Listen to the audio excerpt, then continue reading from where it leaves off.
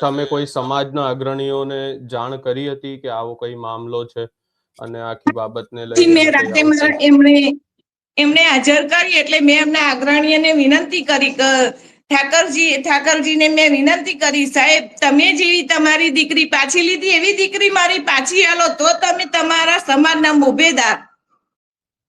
જી અને જી બેન એ ભાઈ જે રીતે ખુલ્લું બોલેલા કે કોઈની દીકરી અમે લેતા નથી, અમારી દીકરી કોઈને આપતા નથી, તો મારી દીકરી એ ભાઈ કેમ ના આપે મને? એવા એમના સમાજમાં એવા વિરોધ કરે. ભાઈ જે કોઈ લાવ્યું હોય એ દીકરી બેનને પાછી જ આપો.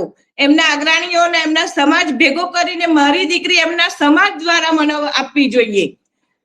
એ મારી એમના સખત અને નમ્ર વિનંતી છે. જો મારા ઘરમાં કોઈ પણ ના આગુ પાછું થયું તો રબારી સમાજ વાળાને જ ભોગવવું પડશે. જી બેન